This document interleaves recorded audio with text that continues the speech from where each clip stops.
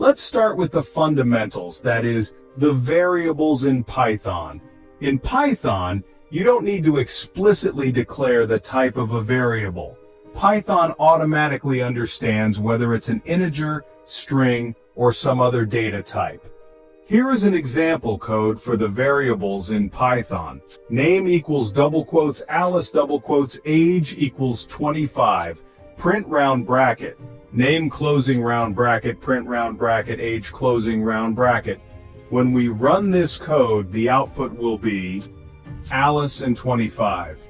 Here, we have two variables. The variable name is assigned the value Alice, which is a string. The variable age is assigned the value 25, which is an integer. In Python, the assignment operator equals is used to assign values to variables. When we use print name, it outputs Alice, because Alice is assigned or stored in the name variable.